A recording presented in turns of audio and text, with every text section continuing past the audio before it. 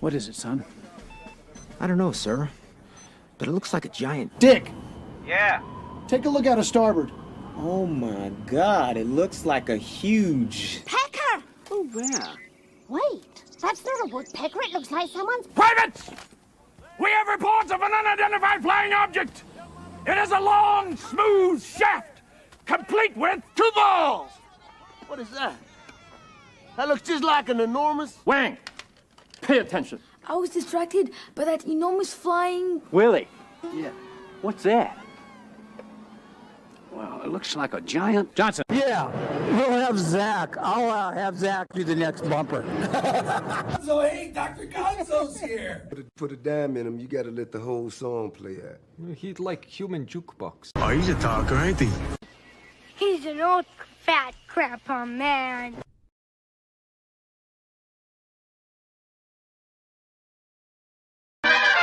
Folks. But I think you should be ashamed. Toying with a human life for TV ratings. Homer, my face is up here. I've made my choice. Hey, and coming up, we got Brett R. Smith. I'm going to do his intro now so I don't forget. There's Brett. He is one of my best friends. I mean, he really is. And Brett is an entrepreneur, 30-year pro comic artist and comic book colorist, NYT's #1 and Amazon #1 bestseller. Brett has recently did a comic for Eric July, and we'll be talking a little bit about that as well. So there we go. I apologize. I just gave drum lessons to a kid, and my stick's got in the way. They're right next to the camera. I actually taught him the tone look wild thing beat that.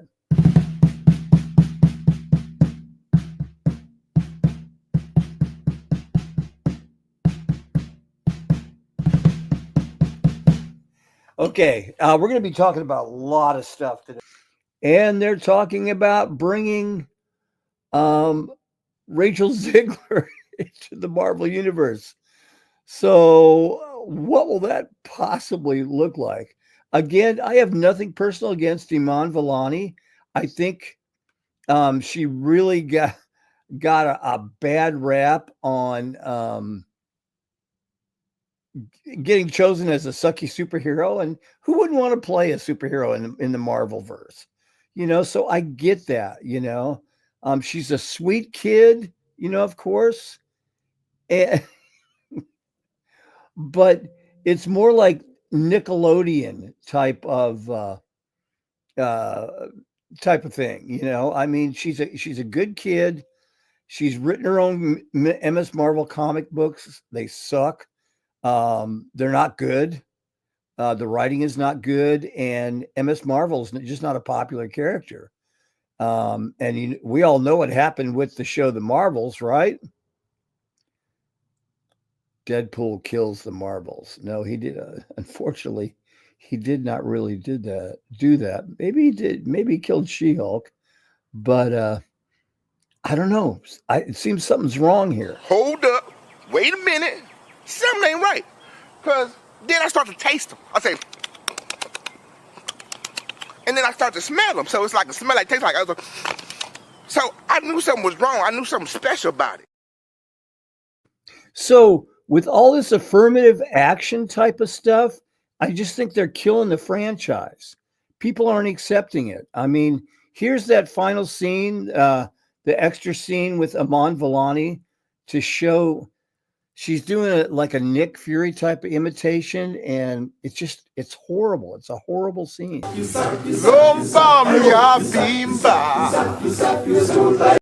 That's just lame acting.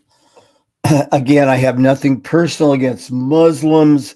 I have nothing personal. I hate the character of MS Marvel. I mean, it's a kid's brand, so it's really not for me anyway. You know, and the MS Marvel series was not good. The Marvels was a failed movie. The Marvel's just making a whole bunch of missteps, and racial swaps too. Simon Williams, Wonder Man, is now a black guy. And before you start thinking I'm a racist, dudes, I have played drums for Chuck Berry, Jewel Akins, the Coasters, and many other artists who were victims, actual victims, not made up comic book guys, but actual victims of segregation. I heard the horror stories, and they overcame it and became rich and famous. And, you know, did it scar them? It turned them towards a lot of drugs just to kind of dull the pain. I get that. Chuck had told me that they weren't even allowed to go to the bathroom in the clubs that they had just packed out. So that's bad. But you know what, folks?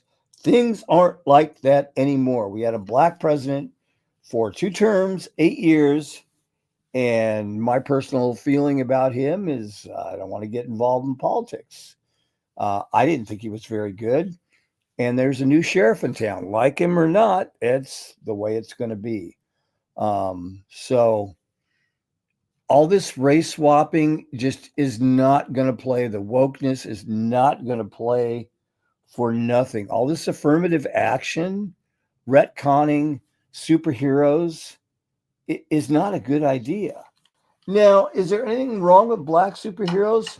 And a lot of it that I hear sometimes is that, especially with Wakanda Forever, you know, they wanted only black people to be in the first weekend. I mean, that's racist, man. That's racist! Dude, I wonder if I have that "that's racist" clip of that little kid going, "That's racist." Well, I'm gonna put that in there because that is truly racist, you know, and it's just an awful thing to do. And get it, they're trying to figure, well, where am I at in this? You know, where does this represent me?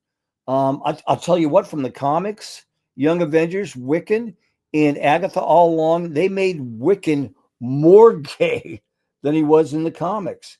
Do you guys really want to watch 2 teenage boys make out on screen?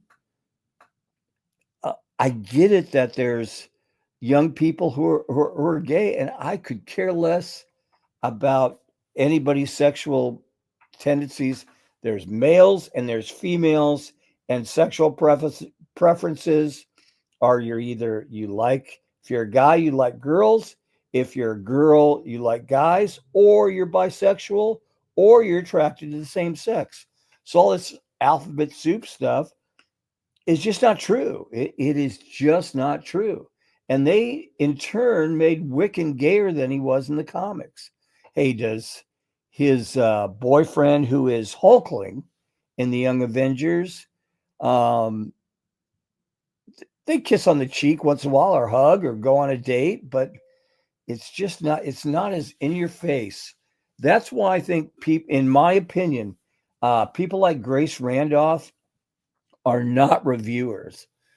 They are not critics. They are actual political activists, you know, because they will focus on, how does this advance LGBTQ RA plus blah, blah, blah, blah, blah, whatever.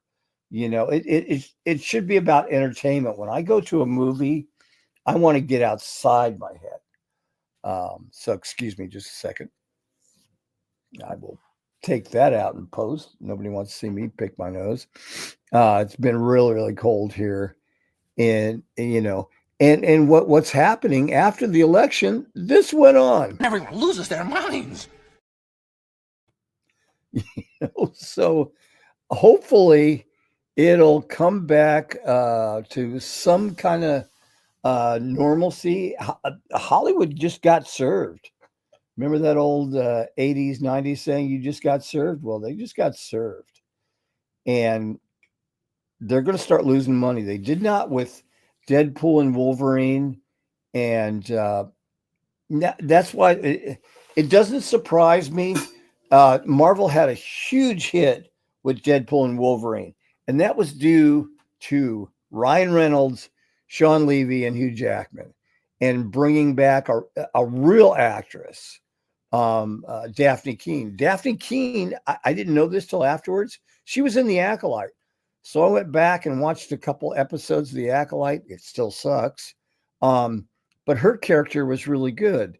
Now, I'm not into putting Hispanics in a box and Latinos in a box and saying, well, this represents our culture or whatever like that. I have friends that do that, and that's cool. I have nothing against that. I just want a movie to reflect things. When Stan Lee first created Black Panther, we used to play Marvel superheroes when I was little kids, and I'm 67, so that was a long time ago. And I used to picture myself as Black Panther. I didn't know I was not allowed to act like a black superhero. So Billy Sykes, my neighbor, would have a trash can shield. He'd be Captain America, and I'd be hiding up in the tree as T'Challa, and he'd come looking for me, and I'd leap down onto his back, and we'd play fight and all that kind of stuff. And I didn't know I wasn't supposed to act like a black superhero. So for people saying representation, I don't think of it like that. Why can't somebody with different skin color think of themselves as a superhero? I mean, why do they have to deviate from the comics? I don't know. That's their call. They made a bazillion dollars out of Deadpool, and now they're going to piss it away like Marvel does. Kevin Feige should be fired. And off the success that Sean Levy and Ryan Reynolds, because of their talent. And that movie was all over the place, and I've watched it at least 10 times. It is so cool to see all the superhero thing. The Blade walk on. Wesley Snipes is great. But there's no reason a white kid can't play, a little kid can't play Blade. I wouldn't suggest he goes around slicing up people for sure. But, anybody that has an imagination can actually just go with it. It doesn't matter. They've never introduced White Tiger, who was a super kung fu hero for Marvel, and he was Hispanic. Blue Beetle's Hispanic. I like the Morgan Freeman video where it says the way to get rid of racism is stop talking about it.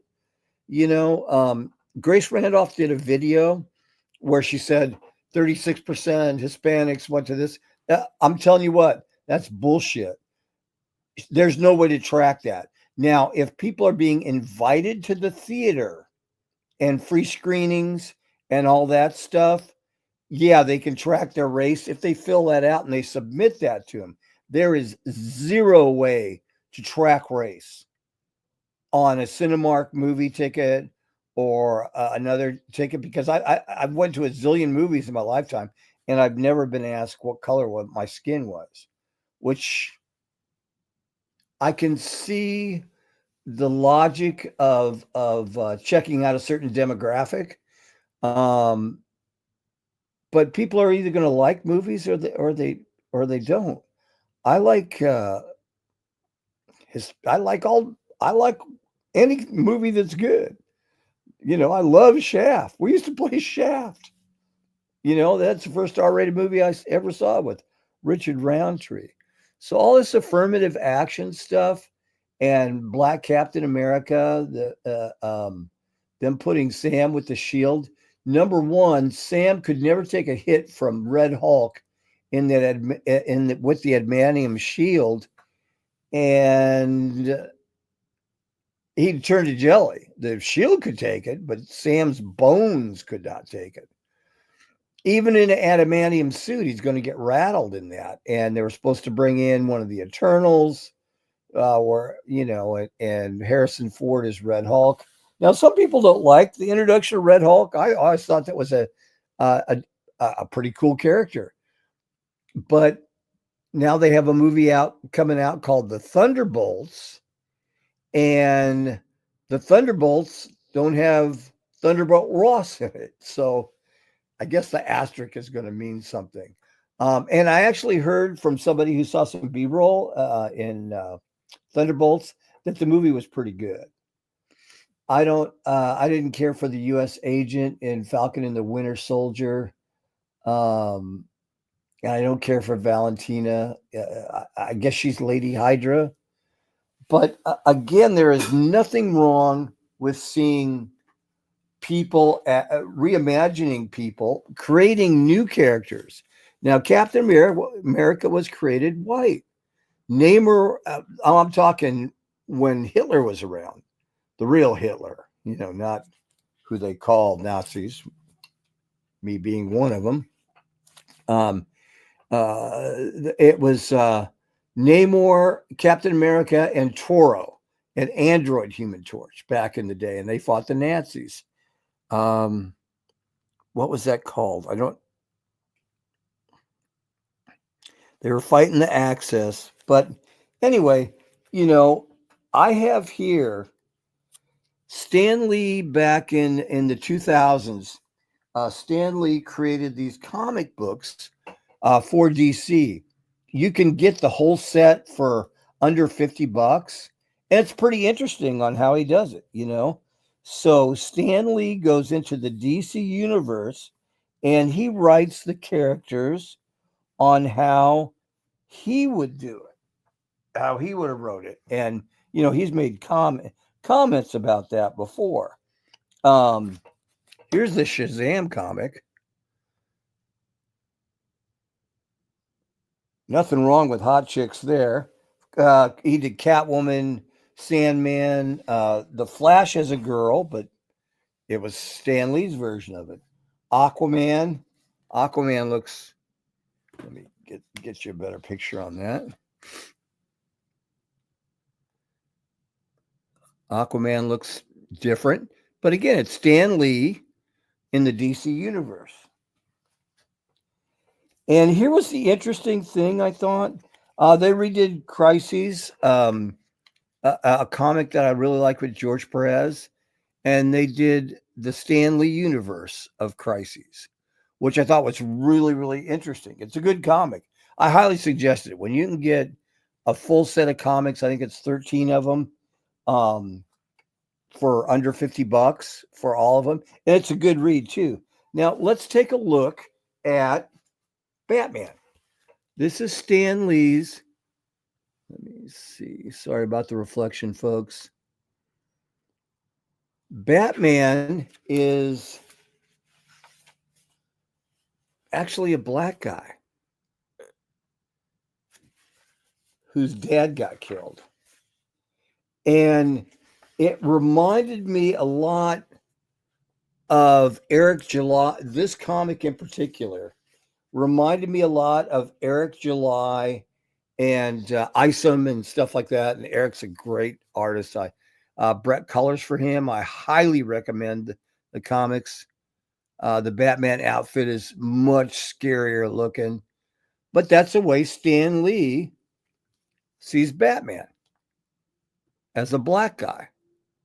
And that's okay. That's cool. If they want to, and Brett, who I'm going to check, I hope he's coming on pretty soon. Yep, the link is sent, so I'm going to hold on to him. And Stan Lee was very innovative, and I didn't have a problem. And Brett and I have talked about this before. I didn't have a problem with Alpha Flight. They took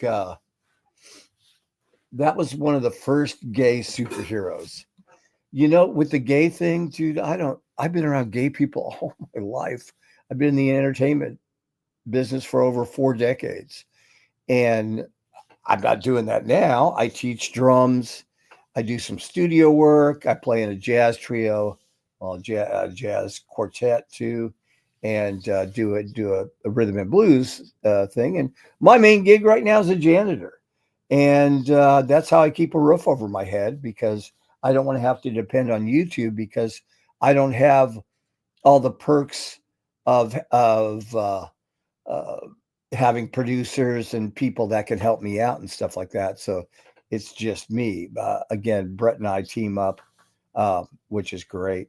But I highly recommend, of course, Gary from Nerdrotic.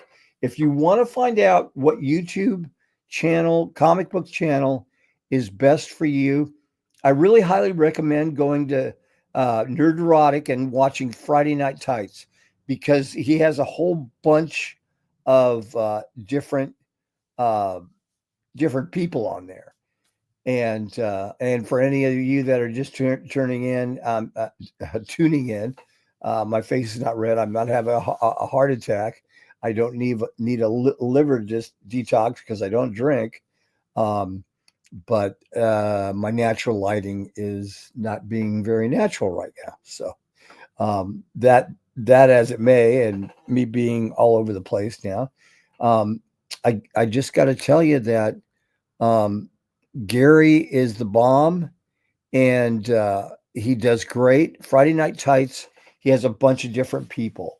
I personally love Angry Badger. Of course, Chris Gore and Alan Ng are friends of mine. Met them a couple times. I met Gary and Melissa out at the Vegas meetup, and they are really I can't say good enough about Gary and Melissa. Power couple. They're just nice people. They really care about the fans. Gary, when you're in line to talk to him, he treats you like you're the only one there. Now, Chris, I've met a couple times, and Chris is just great. But I found out about Chris Gore on the Nerdrotic channel, Friday Night Tights. I thought, oh, Chris Gore. I used to watch him on his show, with, oh, God, I'm blanking out on the show.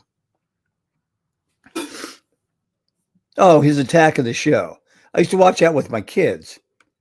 Christopher Patrick Gore, not Frank. When you call him Frank, that's because I think, didn't Drunk 3PO come up with that name? I'm not sure. Oh, that's not right. No. But Chris is a great guy. Him and Alan put out great content. Highly recommend. Put your money, in people that you like to listen to. Love Critical Drinker, and a lot of other great YouTube channels on the block there. So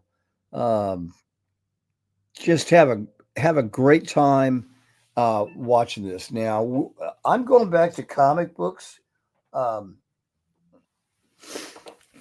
have a lot of old comic books. This is a 12 center.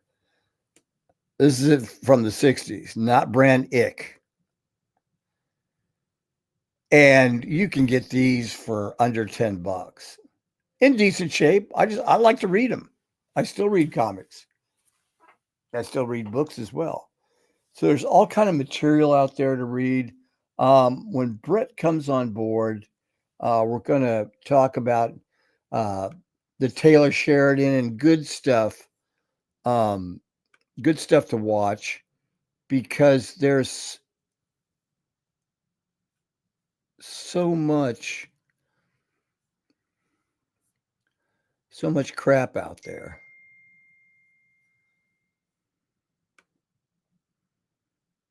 I'm here. Brett's not arrived yet. Gonna give him a little bit of time. He's on Central Time, so I mean, with the election the way it is, people have rejected this trans stuff, which there's really no. I mean, in my day, they were called transvestites if they like to dress up like women. Didn't necessarily mean they were homosexual. They could have been bisexual or whatever. But when they start shopping this stuff to kids, man, I mean, this is done. So Hollywood better move on. And I think they're going to dig their heels in and not make very good movies, because right now, I mean, all Marvel has coming up is Captain America, Falcon, and Falcon is no more Captain America than Miles Morales is Spider-Man. And I don't buy into it. Red Hulk seems pretty cool, I guess. They have the leader in there. And of course, playing Betty Ross is Steve Tyler's daughter, who played the original Betty Ross, Liv Taylor. Whew, she's a babe. From Armageddon, Lord of the Rings, all that. So kind of looking forward to seeing her. I'm looking forward to the Thunderbolts more than I am Captain America Falcon. They're having so much problems with it. A show that you might want to watch is called The Franchise. It's on HBO or Max or whatever they're calling it these days. Because they clown around on the last episode. They clown around about bringing in a bunch of writers for a rewrite, and there's like 50 of them coming in. So that's really funny, and it's true to life, and it's about making superhero franchises and how they change things around. So I'm going to eat a mint while I'm waiting for Brett, because I'll have to edit this video anyway. But this is going to go bye-bye right here. Is there a problem, people? No problem at all, Mrs. Kennedy. We were just discussing ideas of what to do with the new Prince Eric movie. Put a chick in it, make her gay! Yes, Miss Kennedy, some of the execs are just expressing that maybe... Well, that maybe we should go a different route than we did with Indiana Jones. Fuck Indiana Jones! Put a chick in it and make her name it gay! Any diverse woman in it, make it same! But, Mrs. Kennedy, Bambi's a baby deer. Fuck baby deer, put a chick in it, make her gay!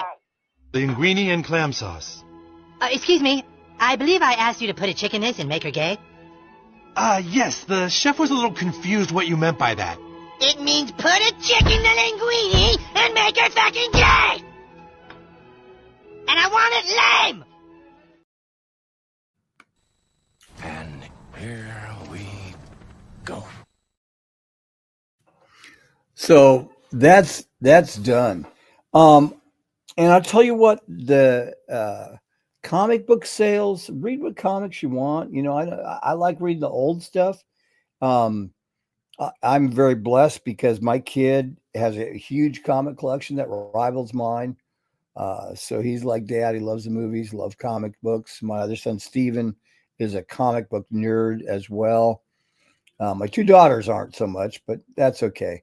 You can get older comics that were pretty good for really low price. I'm rebuilding my comic collection off of stuff that I used to read because, you know, encourage your kids to read comics. I would check them out. I wouldn't touch the Young Avengers stuff. I think MS Marvel's canceled. They're making so many, like, I think they made Tim Drake gay and he wasn't. So they're political activists. So you got to be careful about that. Me, frankly, I would have them read the older comics. And here's Stan Lee on the benefit of reading comics. I think probably the appeal of comics is you're reading a story, and if it's a story you like, the type of story you like, you're halfway home. But B, you can also look at the pictures while you're reading the story. Now, a lot of people say, well, that's no good. It doesn't give your imagination a reason to grow and develop. I think that's nonsense for this reason. Shakespeare wrote plays. Should you never see one on the stage? Because then you're seeing what he wrote, and your imagination isn't visualizing it. Maybe we shouldn't have stage plays. Maybe we should just read his scripts. You go to see a movie. Maybe you shouldn't go to the movie. Maybe you should just buy the screenplay. I mean, obviously, on the face of it, that's nonsense. Well, it's the same with a comic strip. A comic strip, in its own way, is like theater. You have the story, you have the illustrations. Steven Spielberg said to me once, incidentally, you may have realized by now, I'm the world's biggest name dropper. But he said to me once, you know, Stan, you and I do essentially the same thing, except my pictures move. There is nothing wrong with reading a story and looking at the pictures. It's a great way to be entertained. And it's a simple way if you don't want to wade through a 300-page book. If you just don't have the time, it doesn't mean... I don't know anybody who reads comics who doesn't read books. Because if you develop a facility at reading, you'll read anything. And speaking of that, this is another thing I've lectured about a lot when I've gone to high schools and reading classes.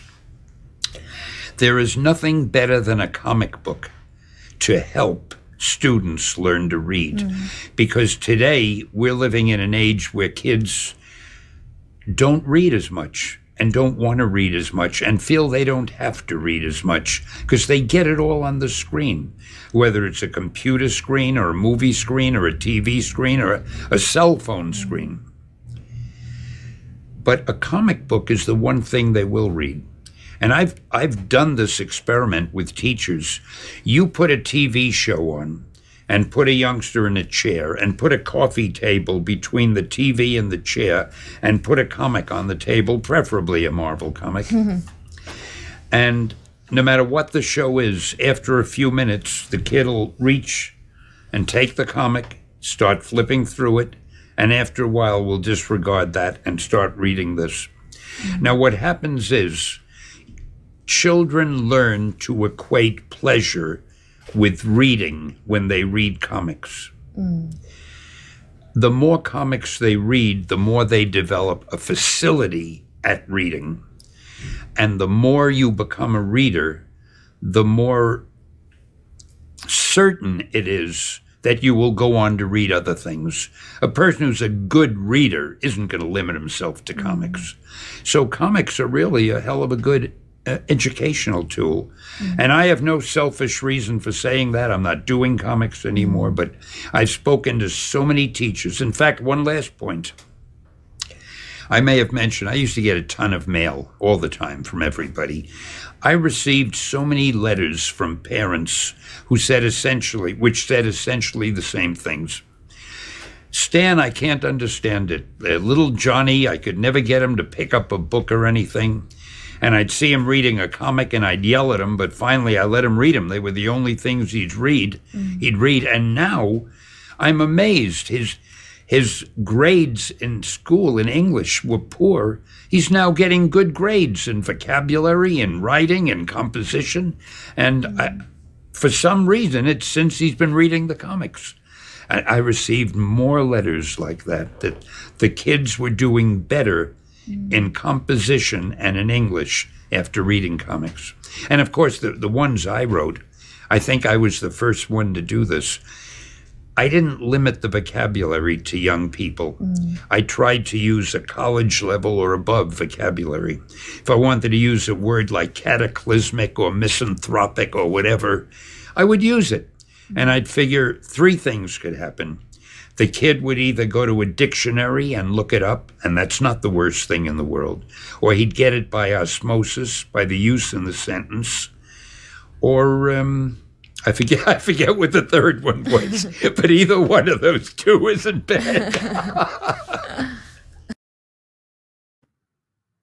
Yeah, I mean, wise words from Stan Lee, and some people are not getting it. And I know some days I just get furious about it. But with all this, folks, let's stop calling each other Nazis and garbage. Well, we're not. One side's usually calling it the other. Let's just stop that nonsense. You know, we don't need days like this, you know?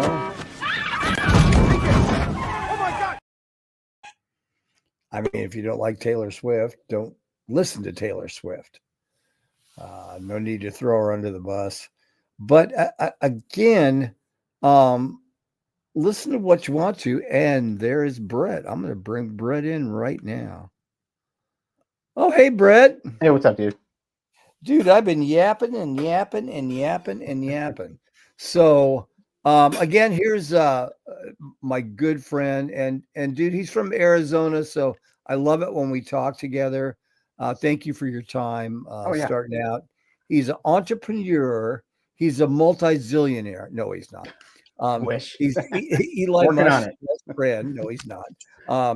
But he does get videos from his precious wife, Lisa, from Linda Gray, which I thought was, man, dude, that was cool. And she still looks hot, man. But Brett is a 30-year professional commercial artist, comic book colorist. He has a #1 Amazon bestseller. And Brett, you just got done. I want to go right in with the Eric July stuff because they just launched that, correct? It's been up since Halloween, Bloodruth, and I think they just surpassed $550,000 and 10,000 copies sold. So it's done well. Those are pre-orders, though, correct? Yeah. The book's done. The comic book has the comic book been released yet? No, not yet. I think I think they'll do fulfillment in early first quarter of 2025. I think that's what's on the site.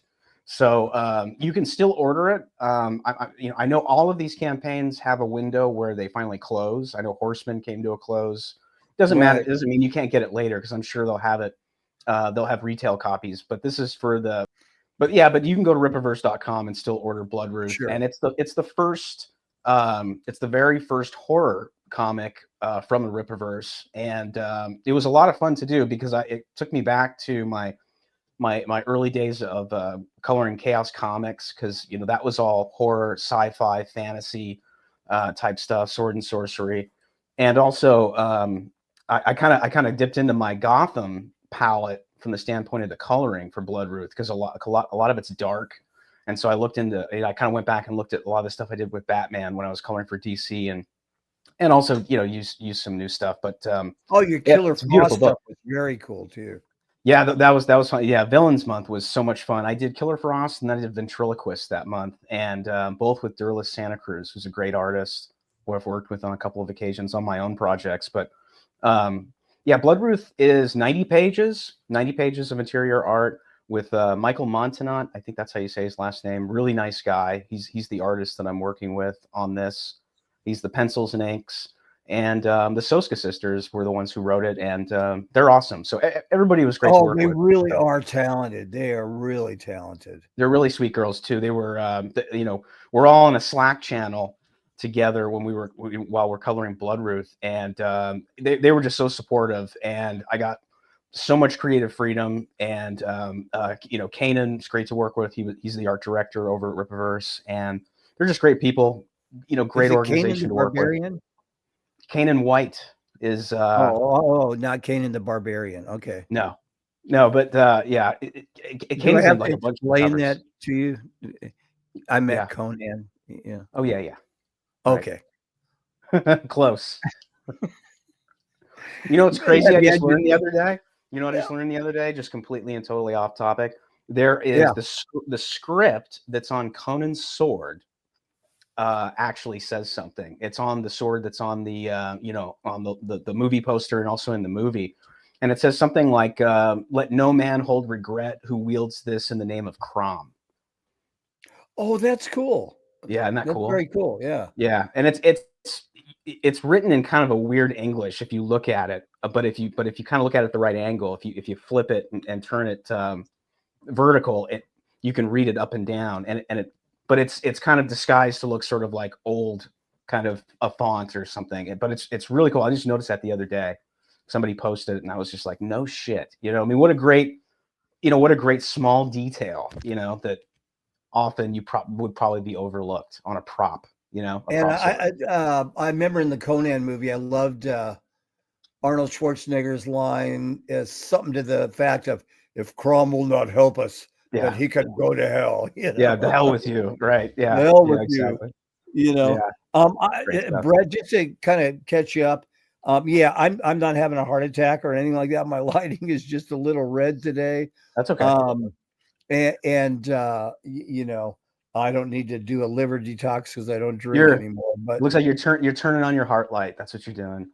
Yeah. Oh, that's a sweet way of putting it. So what I was talking about is good. And I just played a Stan Lee's appeal on comics on why. I mean, he never dumbed it down for the kids. No, except with stuff like this. Do you remember this? I do, yeah, because they did some of that stuff. Dude, you had to read every single panel. They had more stuff shoved into these panels in this comic, and I got this was my original, but then I found on eBay you can find these for like $6. Oh, really? Oh yeah, they're just reading. I'm going back to reading the older stuff, man, because well, yeah, those guys knew how to lampoon themselves really, really well. That's kind of what I used to get out of that stuff. But I what was it? The Marvel annuals used to have all kinds of funny stuff in them too. I remember the like in the 70s and the 80s when they would do those little vignettes in the back where they would take pictures of themselves. They were black and white, and it was really John Byrne and all the guys in the bullpen. And then sometimes they'd have some guy in a Hulk suit, and they'd have little balloons. In the bullpen and stuff like that. Yeah. But I mean, even the stuff that you're talking about, that the Eck, that stuff is funny, and like it's satire, and like nobody has a sense of humor like that in comics anymore. So at least not in Marvel and DC. and it was like, the thing that it actually made me happy reading it, because it was like member berries to me. But part of the thing was that it was like a Mad magazine for comics, right? Exactly. And I enjoyed that, and I enjoyed the laugh that I still get from comics. And so then I'm digging further into comics, and I didn't know this. You might have known this. Stan Lee went over to DC in the 2000s with Jim Lee and some others, and wrote his versions. His version of Batman, dude. And you can buy like the whole set for like $29. It's like 13 comics. Flash is a girl. Batman is a black guy. Okay, interesting. And I tell you what, looking through this, I was talking about race swaps and stuff like that. Yeah, but this reminds me of Isom, of Eric's Groove, and I mean the way it's Stan did Flash as a girl, Shazam. Let me show you that cover real quick. Yeah, I don't remember that stuff for some reason, but I mean, nobody jumped on Stan back then for gender and race swapping, which is kind of interesting. But maybe he did a good job at it. Here's the Robin comic. Let me get the. Okay, that's kind of cool. So it's Robin with this is John Byrne, man. You can't go wrong with that, man. I mean, that's John Byrne and Stan Lee in DC Comics. It looks kind of like Daredevil. It looks, the costume, the getup. But that's cool. That's really cool. I don't know how I missed that, but what was I? This is early 2000s. Yeah, dude. Huh. Yeah, I just discovered. Let me show you the Shazam cover. Yeah, it's funny. I wasn't dialed in. I was in school. I remember I was at college, and I wasn't reading any comics at the time. Hot chick alert. So instead of Billy Batson, it's a chick. Yeah, you still call her girl. Yeah, I mean, then we got this. But I think you should be ashamed, toying with a human life for TV ratings. Homer, my face is up here. I've made my choice. As a heterosexual male, I am all for the boobies, man. I'm sorry. I'm a Christian and stuff, guys. God forgive me, but I like boobies. Yeah, it's just natural. You can't fight nature, No, it's just natural. And that's why Brett, I never hate. You and I talked about Alpha Flight and the gay stuff with North Star and all that stuff. So I don't want to rehash that, but I actually. I quit Disney after Agatha All Along, because I was just like, they made Wicked in that more gay than he is in the comics. If you could imagine that. The last thing I want to see is two 15-year-old boys making out. Dude, you know what? Man. I looked at it and I was like, what they're like trying to do, like hocus pocus, and like, they're doing the princess, sort of template over, like they do all the time. That's turned into a princess brand because that's Disney's a one-trick pony. That's all they know how to do now. And I was just kind of like, I don't want to watch that. And plus, I don't even think that was a real character in the comics. As I don't know, but stuff like which that. one, the it's just kind Agatha? of like, I when just they looked did at the that. Green Witch, I thought they were going to do who's the girl from Asgard that wore the green and was blonde. Oh yeah, Hela, I think. No, is that not who it is? Hela. No? She was teamed up with the Executioner a lot, though. Yeah, I know what you're talking about. Not Cersei, because that's Olympus. No, it's a chick in the green that's a blonde. She was always real hot. Yeah. But anyway, I thought when they said the Green Witch, I thought about that. The whole Agatha thing, nothing like the comics. I have those old comics. Right. Salem 7 was nothing like the comics at all. Zero. I just looked at it, dude. Nothing like the comics. I didn't even have to watch the trailer. I just looked at it and I just said, well, that's clearly not for me. It's clearly not aimed at trying to get me to watch it, and that's fine, but it bombed, and they're just tone deaf. So, I mean, there's not much to be said at this point, with regard to Disney. I just see them on a, continuing on the same trajectory.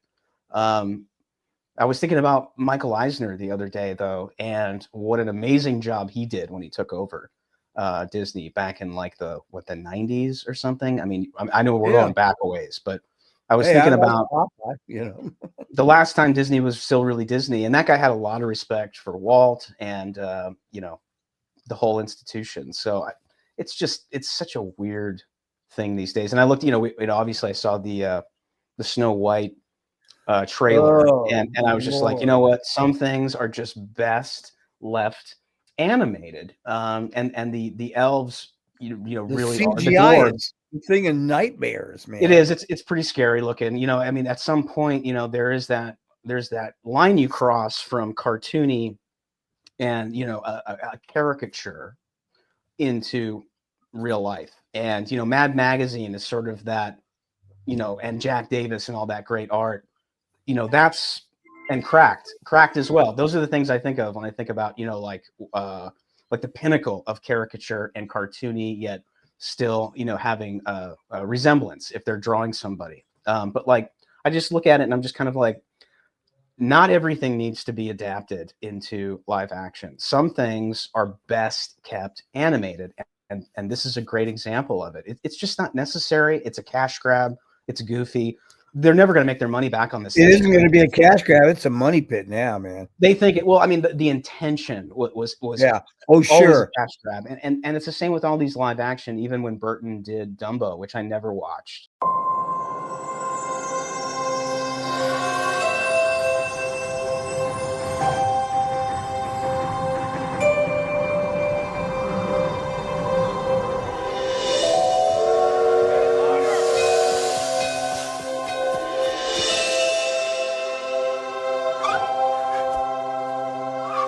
Welcome, baby Dumbo.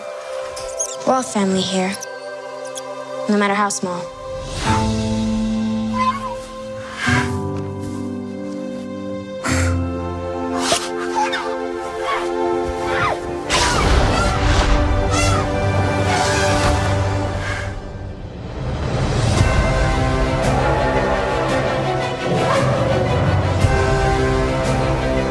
You have something very rare. You have wonder.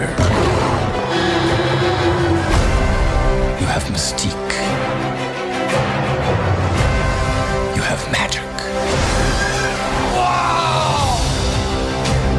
Come with me. Together, we can soar on an elephant's wings. What's happening? Where are they taking her? Take Dumbo back inside. But she's his mom. Do something. He needs us. Look at me. We're gonna bring your mama home.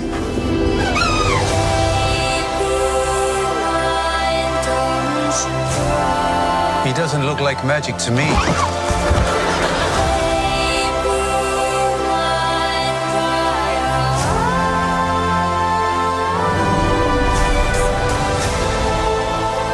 Your children need you to believe in them.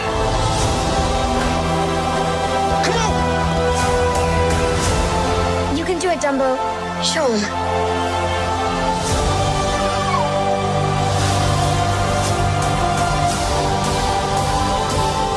Fly, Dumbo.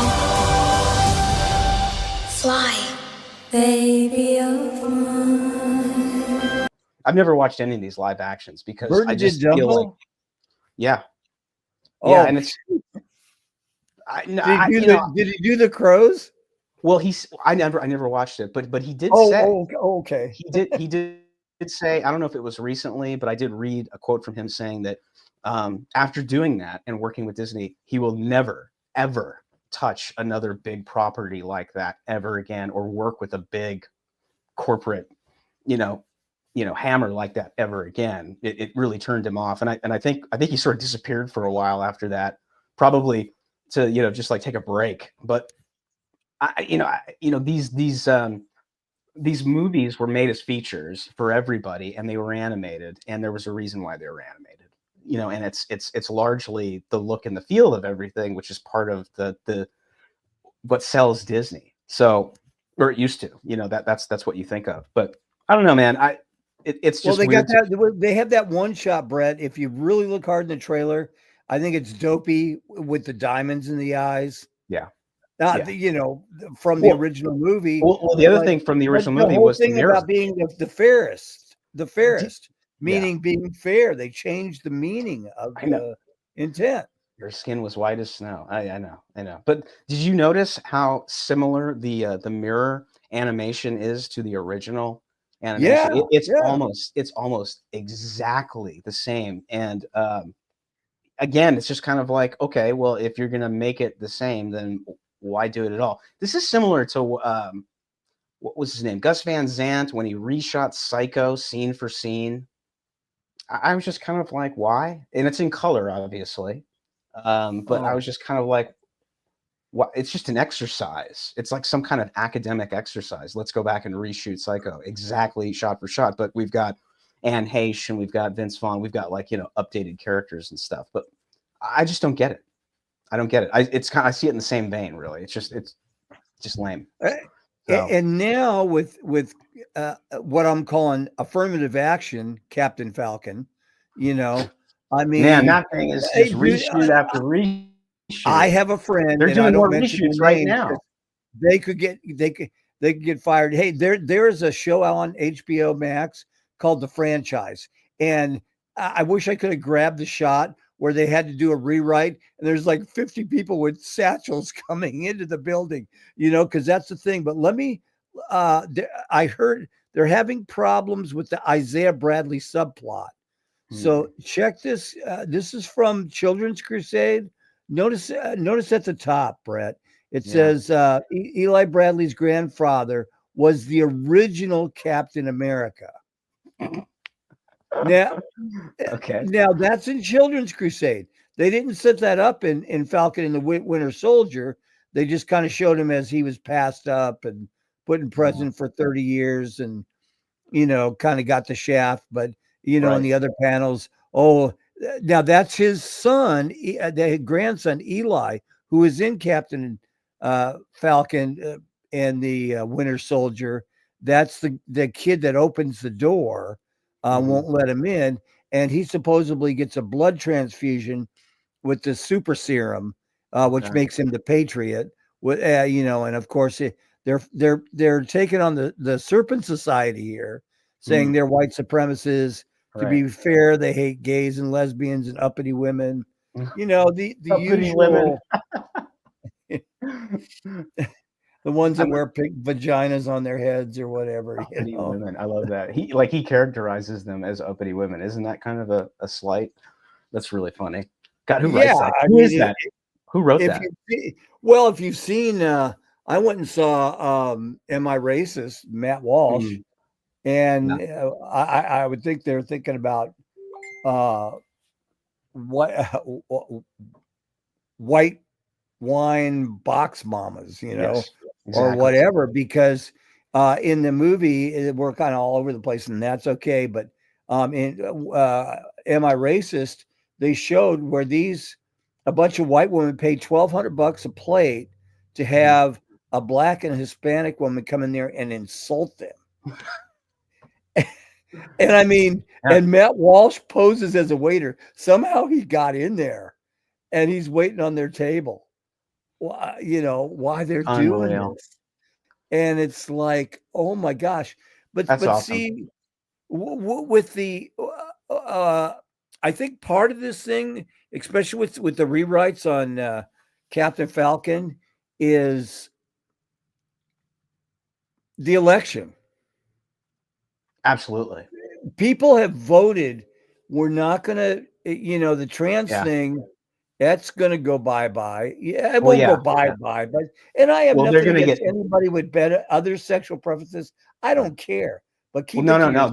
Just remember something. The thing about the trans thing, the thing that's going to kill the trans thing is insurance companies. They're not going to insure these doctors anymore to do this stuff because the lawsuits for the detransitioners has already started. And there's multiple ones, and they're going to be gigantic payouts. And the insurance companies are just going to say, not anymore. We're not covering this. And then that's what's going to dry up a lot of this stuff. But I think that the election definitely was a big signal to Hollywood as to culturally where the audience is. And this movie's had a lot of problems from the get-go. So, you know, this is like the 4th or 5th round of reshoots, I think. I've at least posted on Bongino Report and in the entertainment section at least 3 or 4 stories about reshoots with Captain America. And, you know, World of Real has covered it, Bounding into Comics. But this has been going on for a while. So it's like they keep doing I guess people have problems with the ending. You know, it was not satisfying enough. The third act apparently has been the biggest problem. That's what they've said. But it could be narrative, you know, like you're talking about, that just doesn't really jive with people. Yeah, the Isaiah Bradley subplot on how that goes. They bought in who is that guy that was in The Boys? And he's the terrorist that's in that.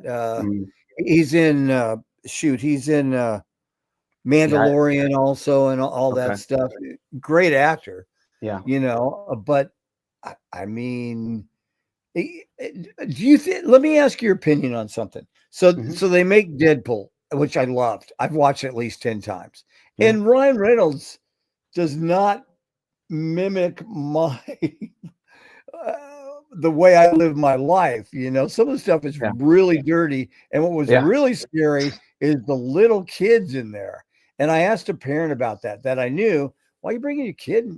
Well, they don't know what it means. They don't know what pegging is. Yeah. You know, I said, no, it's true. Okay. Yeah. Well, I mean, to be fair, there's a lot of movies that I watched, R-rated movies, you know, as a kid on cable, and which I probably shouldn't have been watching, and even movies that movies that my dad allowed me to watch. There was definitely probably some innuendos here and there, or even just jokes that went completely over my head. You know, it's funny. There's even a scene in Superman the movie where Clark walks into the Daily Planet office for the first time, and it's after he meets Perry White, and Lois is showing him his desk. She brushes past him and gets brushed by something, and she kind of looks up and looks at him and is kind of shocked. And it's obviously she brushes up against his package, and it's a very slight joke. It's all physical comedy. But yeah, they're squeezing between a couple of chairs and like a coat rack or something, and she brushes up and then turns around and is kind of like, whoa.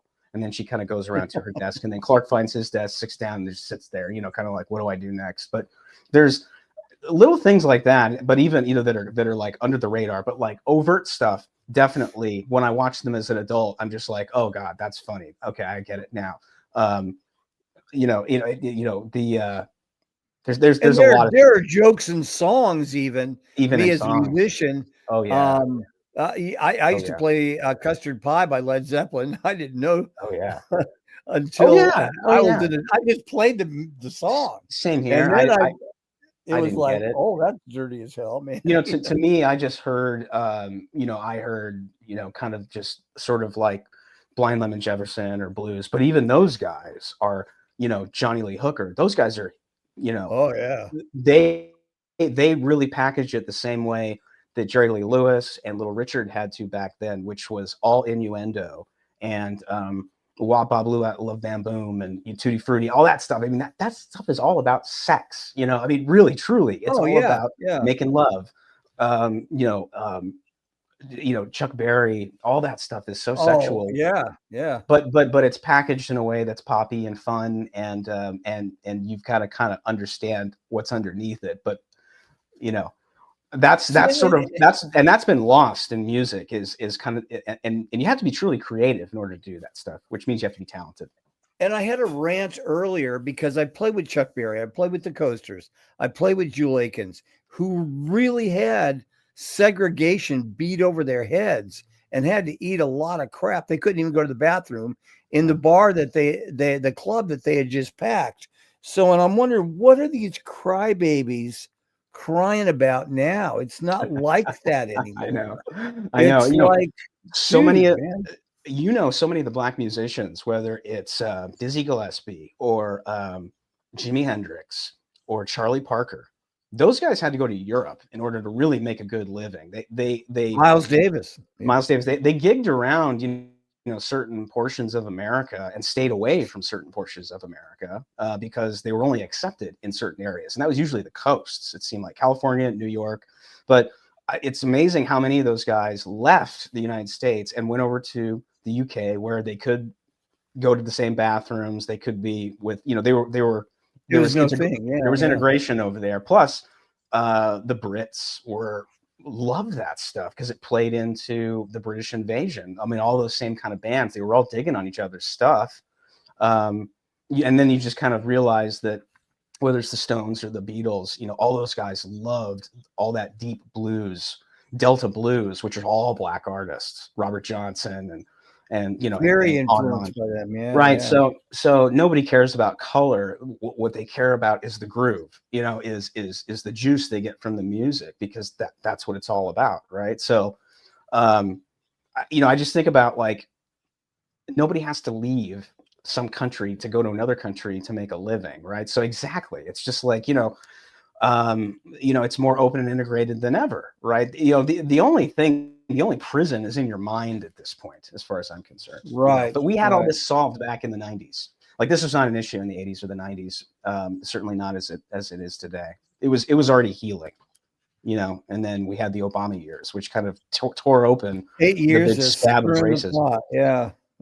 So I mean, I just kind of look at it that way. It's like, I was watching Hollywood Shuffle, Robert Townsend's movie.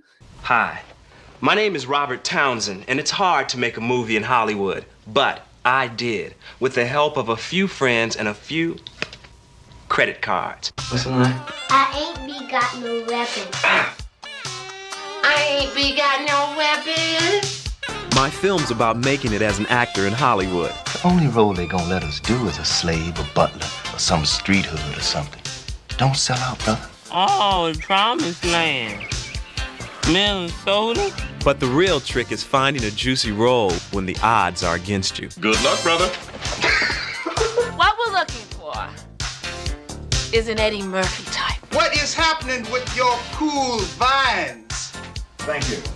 You're the worst actor I've ever seen in my life. Then they said I wasn't black enough for the part. Ricky, can you tell us what you've been doing since you've graduated? Well, Robert, I've played 9 crooks, 4 gang leaders, 2 dope dealers. I played a rapist twice. Whoa. That was fun. They'll never play the Rambos until they stop playing the Sambos. I just want to be me. I don't want to be Eddie Murphy. He's the one we want. I just want Hollywood Shuffle. Now that was a good movie. I love this movie. It was genius. Go see it today, please, because I got to pay off these credit cards. Tell your friends about it. Lots of friends, your cousins, your aunts, your uncles, maybe your ex-wife. Take a bum to the movies. Go see Hollywood Shuffle today, please.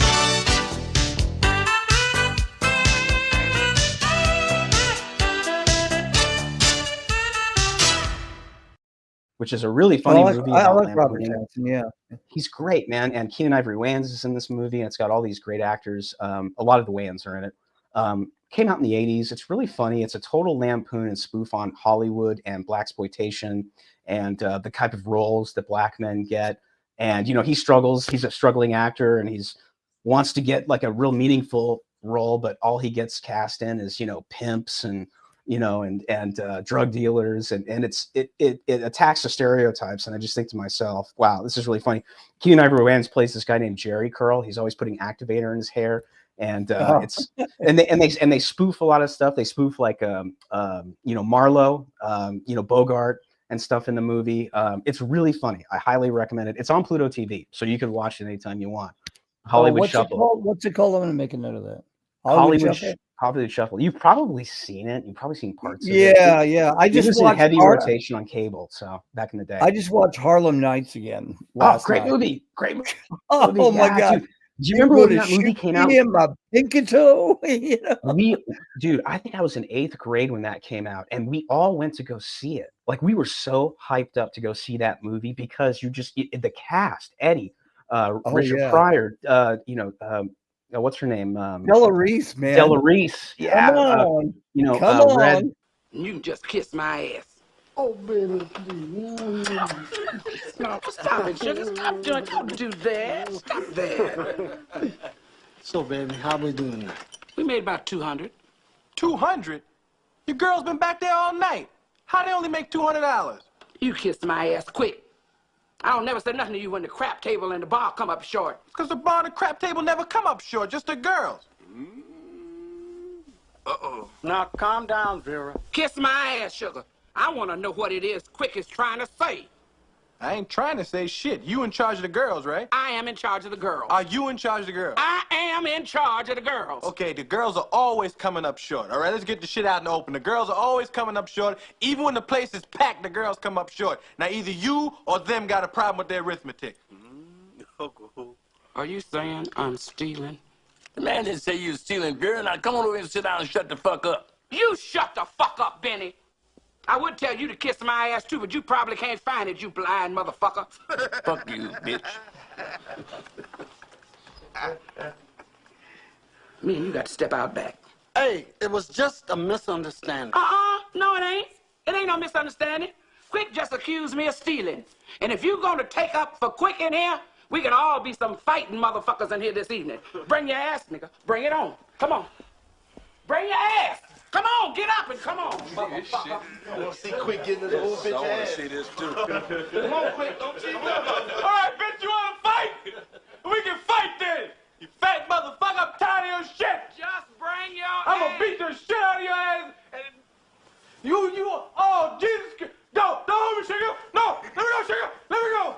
I'm just scared of them. Watch your ass. Stop, sugar, don't hold me. Don't hold me. You better watch it Quick. You fucking with a heavyweight. You know who he fucking treat me like I'm some kind of dog. I'll kick his ass right out here right now. Come on. Come on.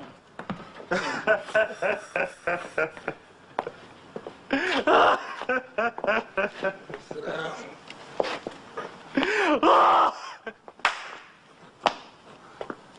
Oh, come on, Vera. Don't you want to talk about that? I ain't got nothing to say.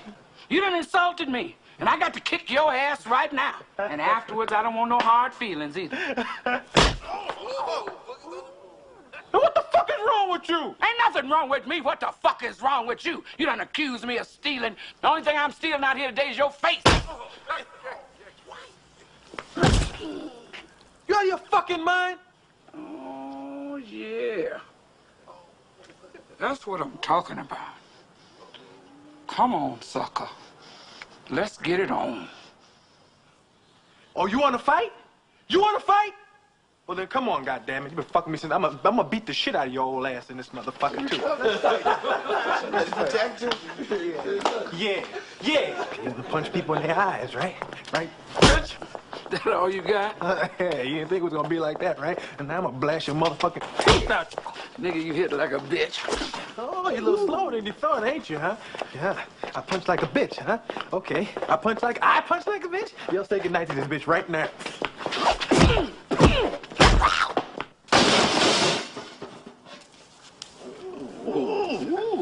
You're gonna have to learn to respect me.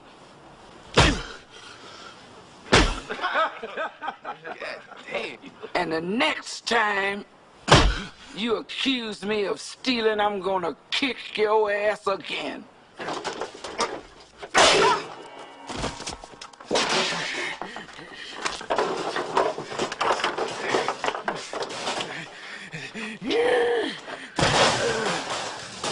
You crazy bitch!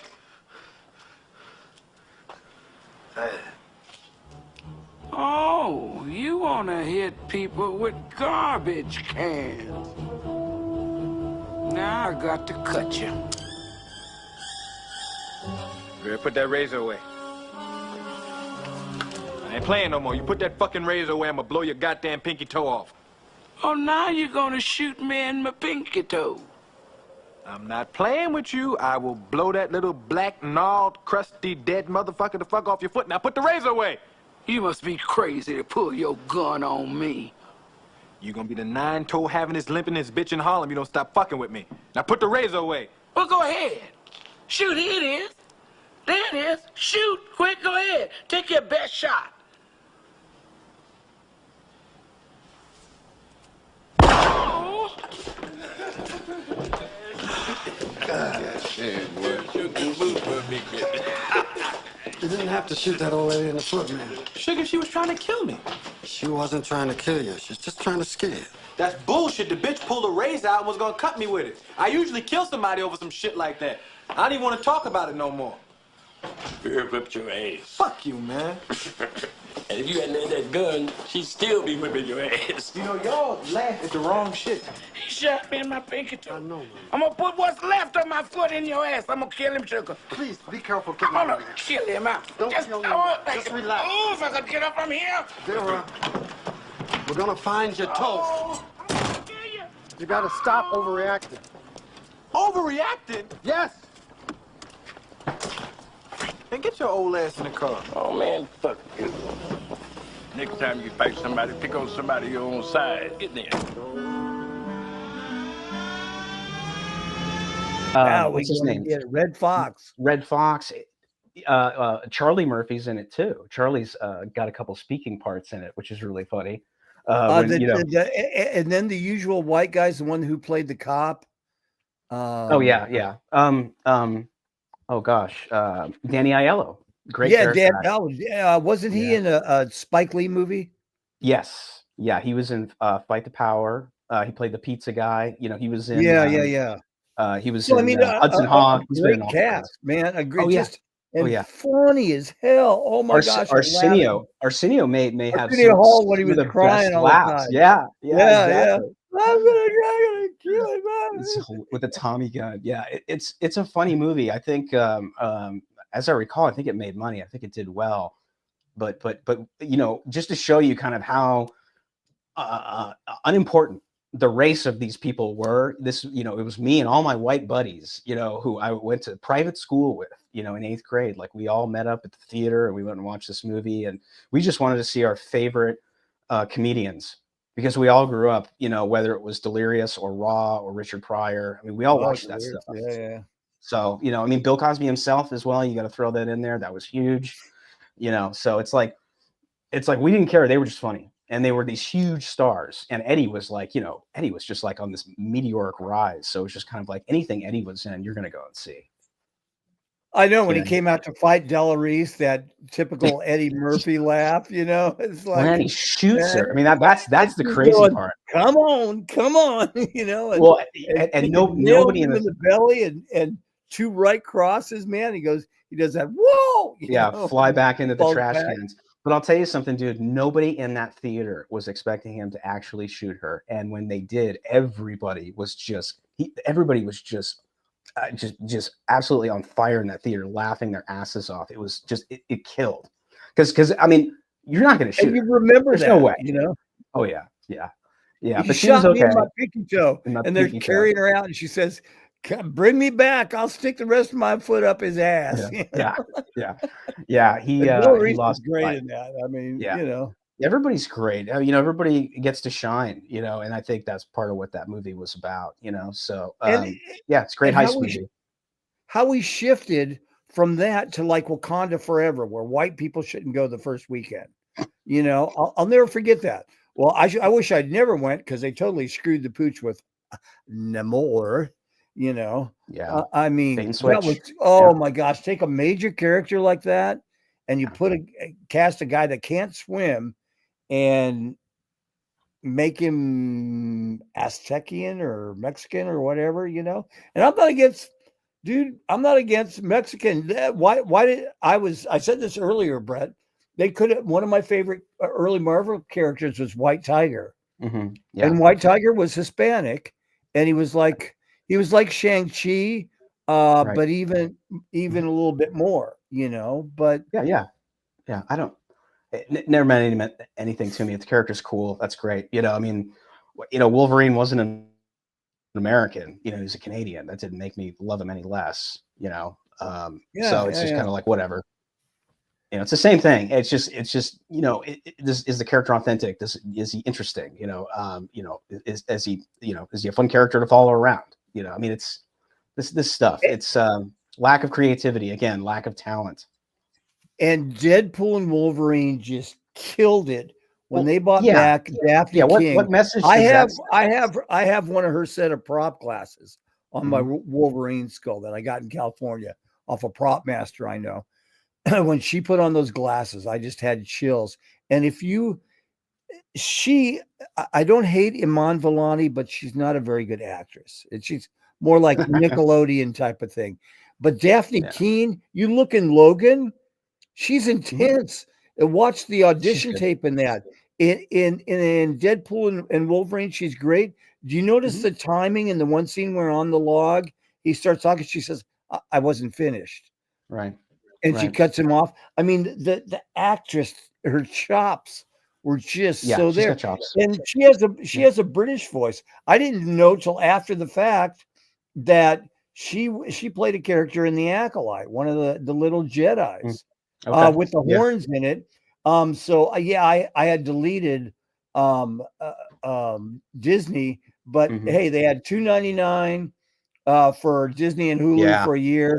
So I said, what the hell? And my son says, Dad, they have commercials. I said, dude, I'm a baby boomer, man. Right. That's when you go to the bathroom, man. I'm kind of over that now. $2.99 a month is nothing, you know? Well, and really, I mean, it's the only way these streaming services are going to ever make a profit, you know, and it's just funny. They're returning to the same, you know, template that they had for regular TV, which is selling ads. You know, it's just I'd love to know the committee of people who decided in Hollywood that we're going to put all of our eggs into this basket, this streaming basket. I mean, what a bunch of morons. Just unbelievable. You know, I mean, it's so dumb.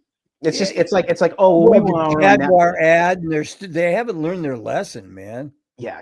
I mean, these people, it's like it's okay if you're wrong. It really is. People are wrong often. I am. It happens all the time. You admit it.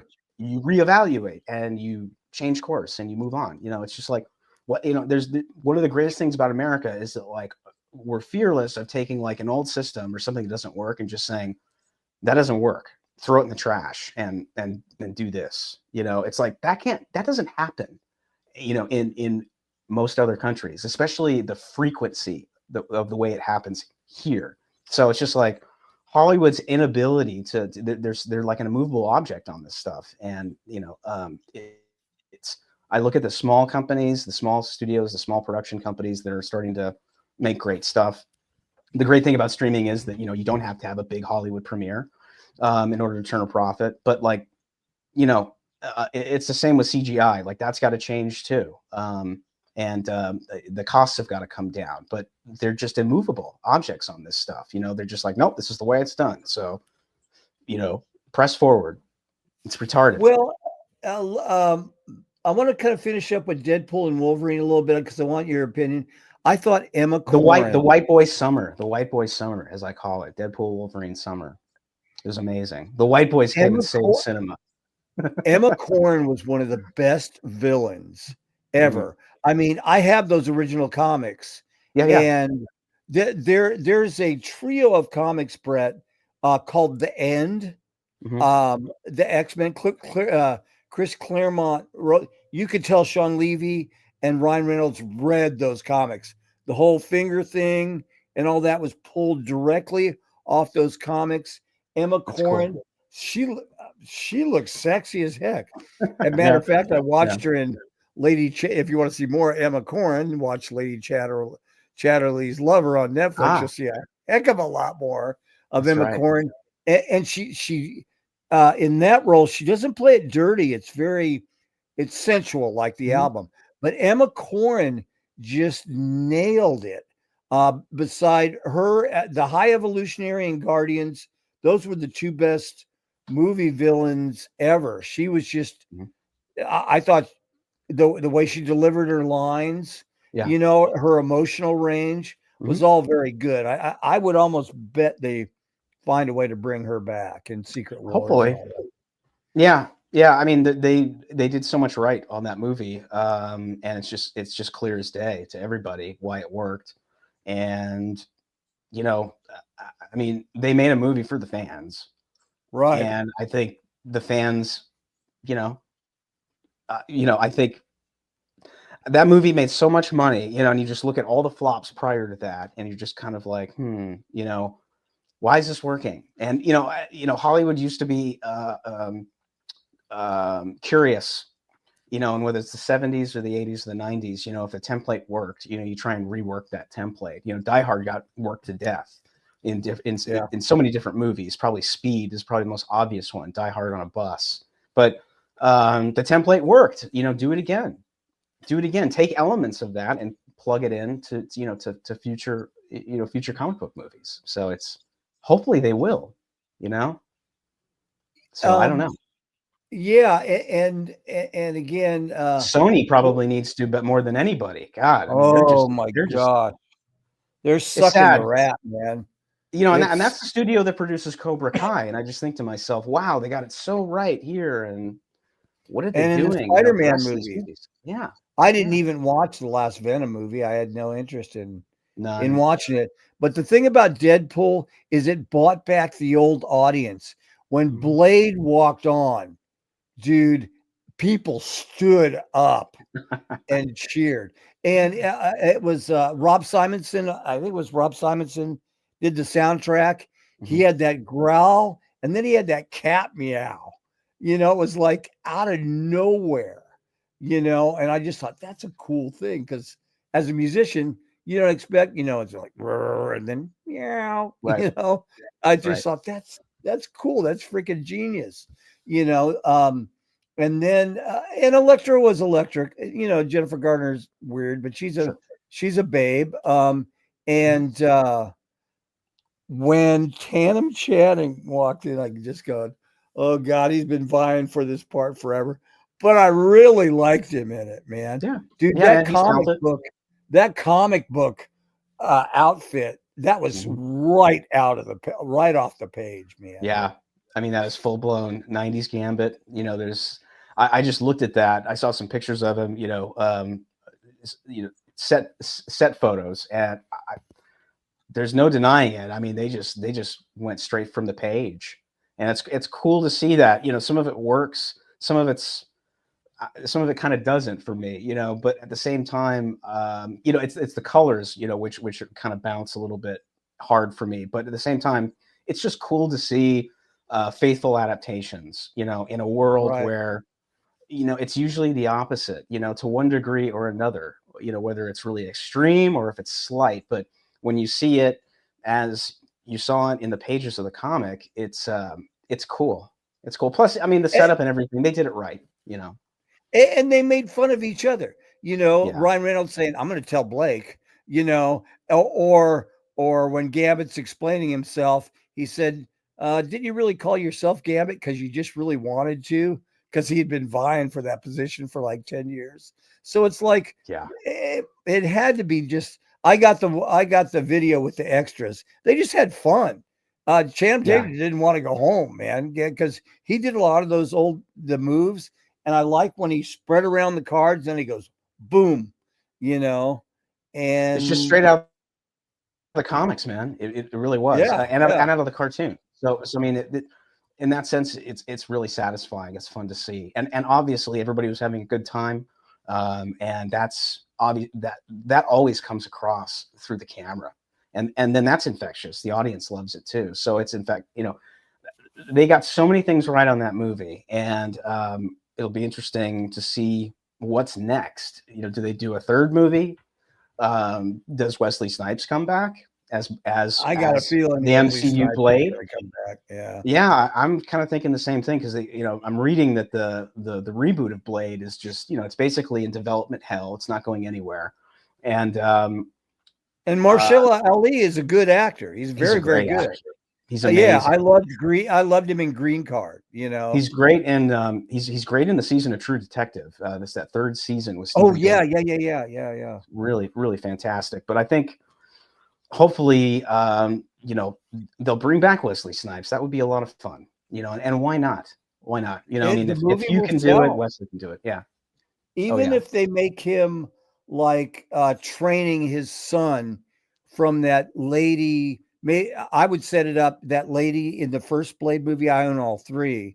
Maybe they had a kid that he didn't know about. Yeah, I don't want a daughter. In the Shaft movies. Yeah, give me the son. Give me training the son. That would be really cool. And that way, it's we're not trying to appeal to every little girl out there who wants to be a warrior princess. So, because there's boys out there who want to be warriors and barbarians. So and vampire killers. I mean, it would be cool to see that. I hope they would do training a son. That would be awesome. Yeah. So, but Kevin Feige is bad at his job. He just, is, just is. He was very good at his job at one point in time, and everybody, I mean, is there somebody else out there that could do it better at this point? Maybe. But he's so entrenched, and he's protecting his job at this point, and he wants to hold on to it for as long as he can. But he had a hell of a run, man, and then it just kind of— he had a great run, gotten sideways, and that's typically when somebody new comes into the picture, So, but these shareholders at Disney just don't seem to be moved by anything when it comes to the performance of some of these movies. Going forward, and what we're seeing now. I went and saw Wiccan, and Steven Schwartz, or whoever does the music. I mean, he's a musical genius, and it was really good. And there've been too many comments on. I think we're reading into the gay and the trans thing on the movies too much. Oz looks gay. I mean, it's colorful. I wouldn't say gay. It's a colorful. Magical, bright place. And if a guy's wearing a half suit, a half skirt, I'm just not reading into it that much. It's Oz. It's not, Yeah. I don't know what the norm is in Oz. Yeah. I mean, I don't know. Are there gay people in it? Sure there are. It's theater. But and as weird as that Cynthia lady is, where she wore that one suit in one of the interviews. I had to stop watching the interviews because they would just take me off. That looked like something that David Byrne wore. Stop making sense. Yeah. The oversized suit for the talking heads. Totally. Same as it ever was. Well, totally. Yeah. Cynthia took it same as it ever was. That's right. Yeah. But she nailed it. Dude, Defying Gravity was the thing. Now, if you haven't yet, Ben Shapiro did a really, really good review on it, and he broke it down. I didn't know that Ben knew theater, but he broke it down on the bad things, like when they would make the songs too long, but that was to enhance the scene. I mean, they took a 2.5-hour play and made it into one movie with a follow-up to it, and this one's going to make a $1 billion because it's doing well.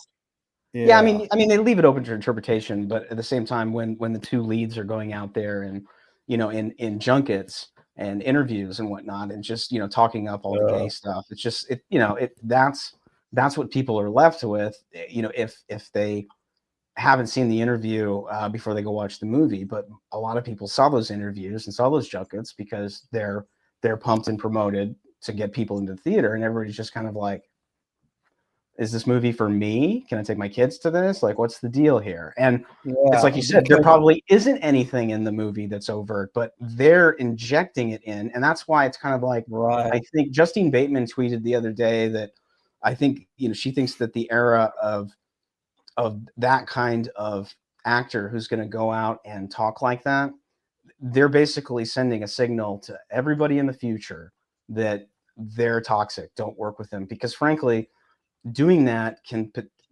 oftentimes potentially, do damage to what you're promoting. And who wants to take the risk of casting somebody who's going to go out there and say and just let their mouth run and say all kinds of things that offend people, and then you've got to do damage control like Disney's had to do on countless cases with Rachel Zegler. Brett, let me ask you. I mean, you've been around the industry as long as I have. How do they would have never let that go on. They would have opened up a can of shut the hell up quick. And Rachel can't let it go. Cynthia can't let it go. Ariana Grande is what she is. Yeah. I don't think she had the chops Kristen Chenoweth did in the play, but Cynthia nailed Idina Menzel's part. I mean, and I love Idina Menzel, but no, remember when Hollywood used to control the stuff going out? I mean, well, it's because they knew that it was largely a Christian nation, and they respected that. To whatever degree it was a Christian nation, whether you're a churchgoer every Sunday, or you just you believe in Christ. Maybe you never go to church. Maybe you just go to mass, or maybe whatever. They understood that the predominant religion and sort of where the culture was a center right Christian nation, and they respected that. And they don't respect that anymore, even though it's largely the same. I don't think it's changed that much. Whether people go to church more often or not, you could argue, but I think it's still a Christian nation predominantly, and they don't respect that. So, and that's why it's like, the studios would probably tell, back in the day, they would always tell them what to say and what not to say. Don't lean into this, talk about the movie, talk about how amazing it was working with this director, these actors, and what a great story and how much the audience is going to love it.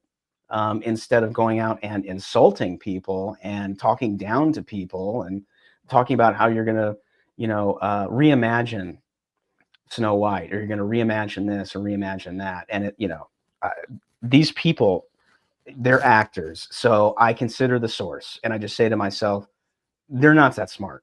Okay. They're really good at pretend and make believe. And we love them for that. And I love the characters. Who they are in real life, I don't really care.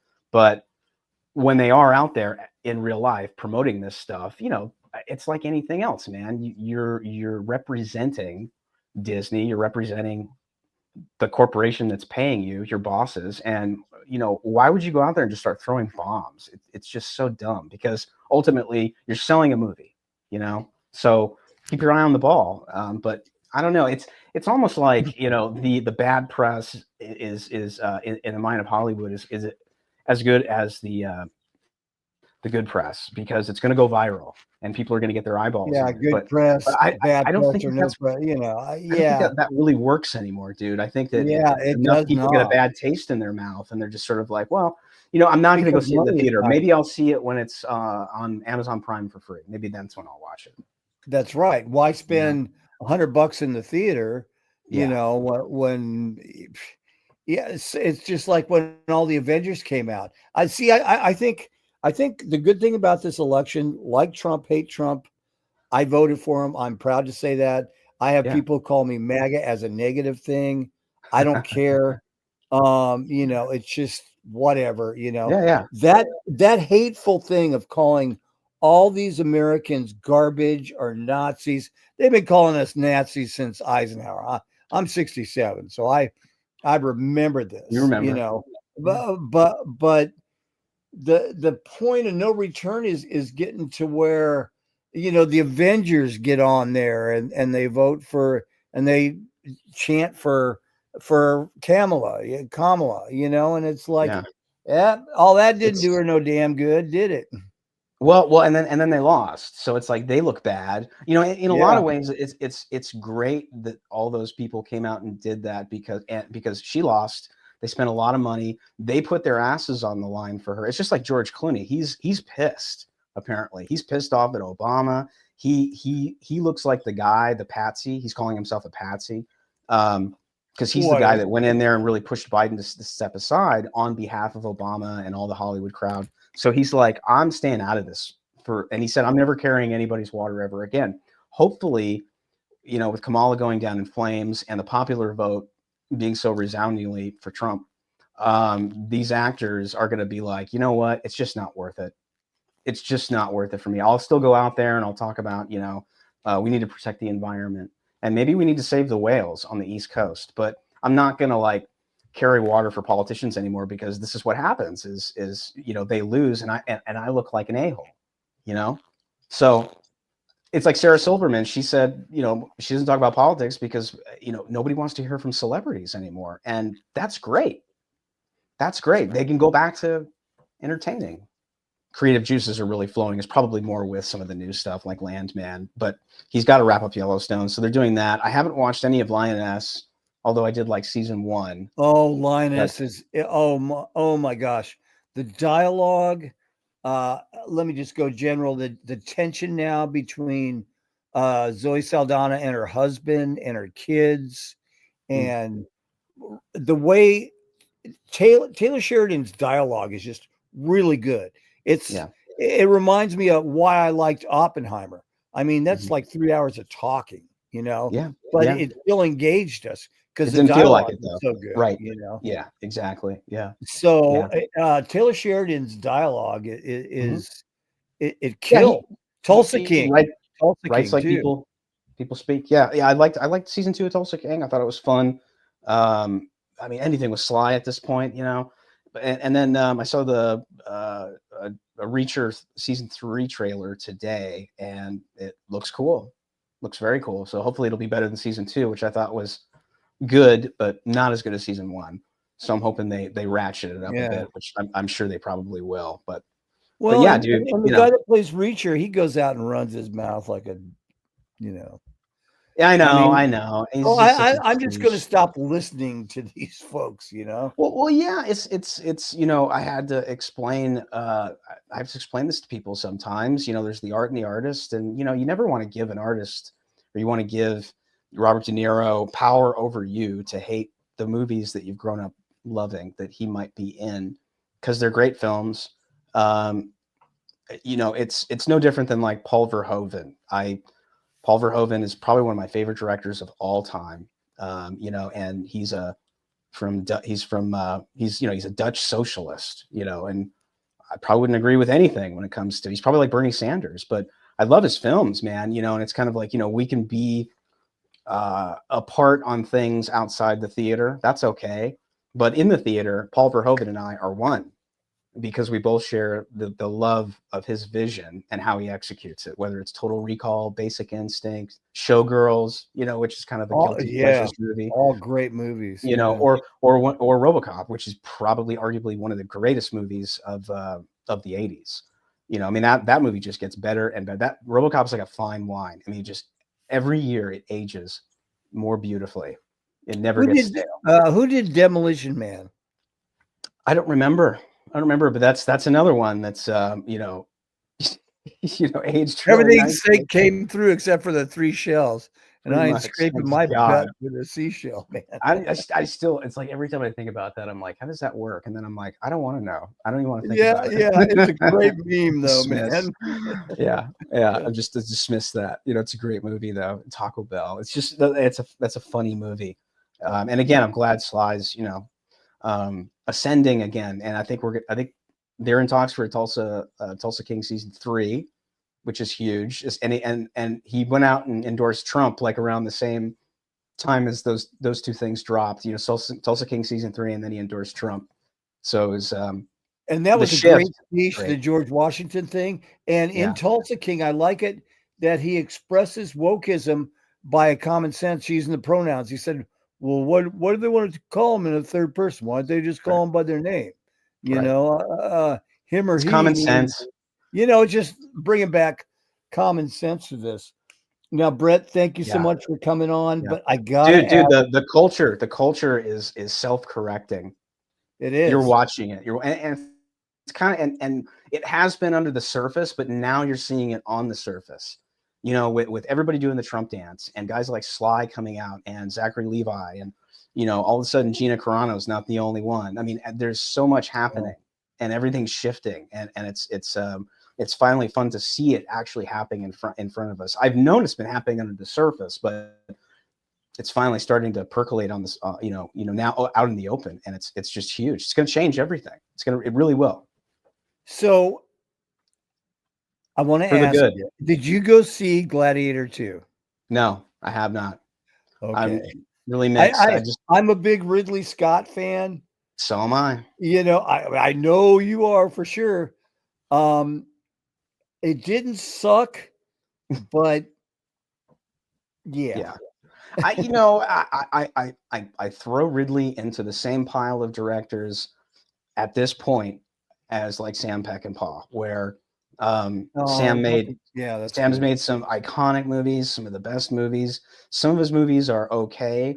They're not iconic. They're not Blade Runner. They're not the Wild Bunch, but they're really good. So it's kind of like saying it's a bad Ridley movie is sort of like the beginning of the conversation, because it's still probably better than what you're going to get out of Hollywood from the current crop. You know, that they're recycling over and over again. Not to say there's not really talented people in Hollywood. There are. They just don't get their movies made. But I just admire. I'm just one of those guys where it's like 83 or 86. Yeah, man. See, that's where I'm at. I'm just kind of like, you know what, man, and he still did a movie. 80 something. He's making 5 movies, and I'm just at this point. I'm just kind of like, you know what? I love Rid. I love Tony. I miss Tony a lot, and I'm always kind of interested in going on a journey with Ridley Scott. And sometimes, you get an American Gangster, or you get a Blade Runner, or you get a Gladiator. Gosh, The Insider is a great movie, even though, or not that's Michael Mann. But, it's just one of those things where I just say to myself, Ridley either kills it and he knocks it out of the park, or he makes an okay movie. And what's wrong with that, right? It's Ridley Scott. So visually, it's going to be beautiful. So at least there's that, right? Epic. You got to see Gladiator on the big screen, though. Gladiator 2. Yeah. It would be a waste on even a large TV, because he's so good at doing what he does with the epic scenes and stuff. Yeah. I just hate Pedro Pascal so much, except for certain things. Excuse me. Pedro Pascal is not Reed Richards, by the way. Just like Miles Morales is not Spider-Man. Right, correct. I mean, nobody really world builds like Ridley. So there is that, where you really get that immersive feeling in the theater. He's very good at doing that. He's been doing it for a long time. But even you go back and you watch a movie like Black Rain, which is maybe not one of his best movies, but it's shot by. I love that. I just watched that 2 weeks ago. It's one of my favorites. Andy Garcia in that. Yeah. Yeah, and also shot by Jan de Bont, who also shot Die Hard and then went on to become a director, but probably one of the best cinematographers ever. Mm-hmm. And I'm just it's a bit of a formulaic story, but at the same time, it's Ridley in Japan. Originally he wanted to shoot Blade Runner in Japan, but it was way too expensive. So, they're like, nope, you get the Warner Brothers backlog, buddy. But it's funny. The interesting tidbit about Black Rain was Ridley had such an awful experience shooting in Japan because of the bureaucracy and the hoops you have to jump through just to block off a city street or shoot on location here.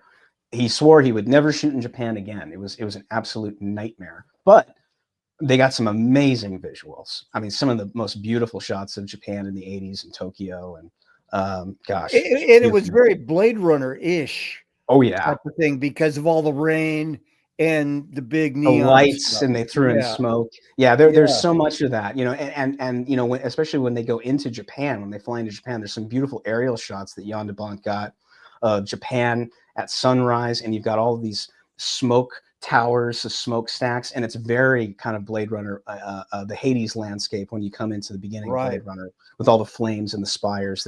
I remember in the theater and I'm watching that and I'm just kind of like, wow, this is so much like Blade Runner. You know, it's just, I saw that with my dad in the theater. And then over the years, I forgot about it. And then I bought it on Blu-ray and I was just like, wow, this is amazing. And it's not, you know, and there's another one, Someone to Watch Over Me, which came before that with Tom Berenger and Mimi Rogers.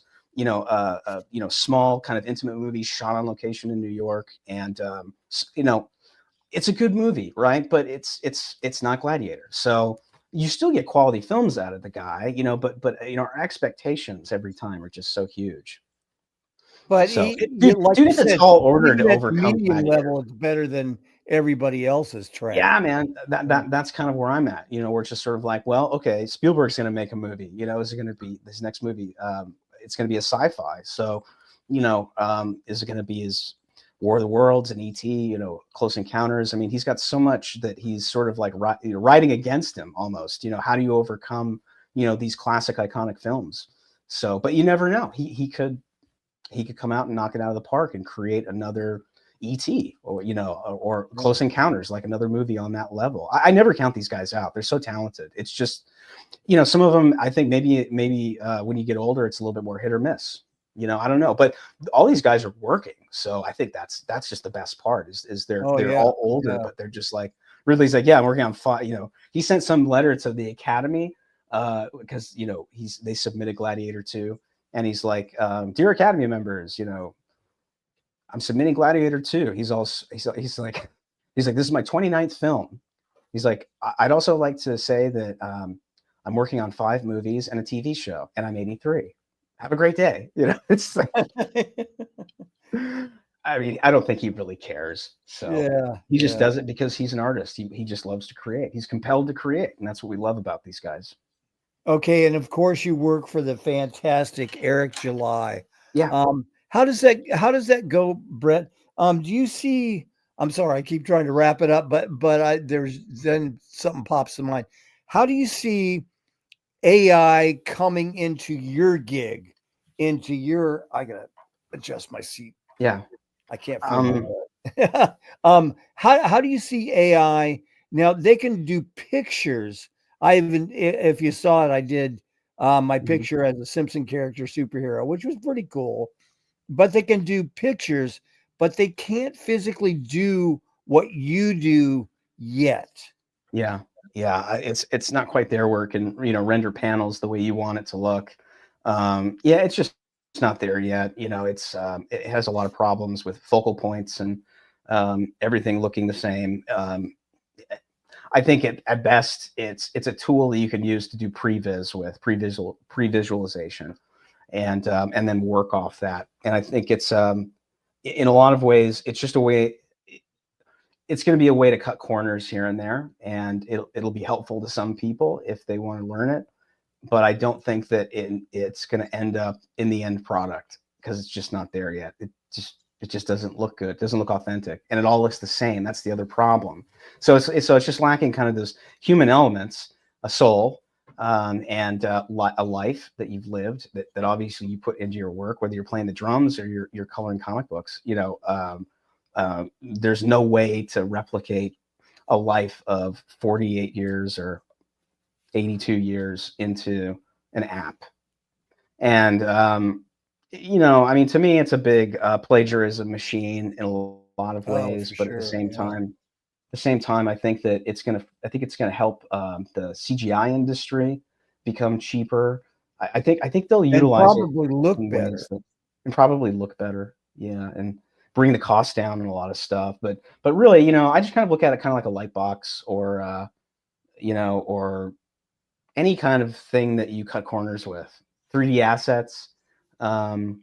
You know, whatever. I mean, I just think that like everybody's going to kind of find their niche within AI with what works for them or what they're doing, whether it's concept design or, you know, you're trying to light something or you just want to see something. What does this look like? Right. Because a lot of people can't visualize, the money people behind a lot of studios. So in that sense, it'll probably speed things up a little bit and help creatives focus faster on what a client wants.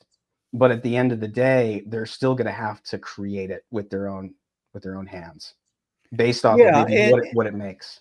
as far as I still read comic books. If you're not going to buy old ones off of eBay, which I'd encourage you to do, it's good member berries. We have Eric July and the Rippaverse. I can't say enough good things about Eric.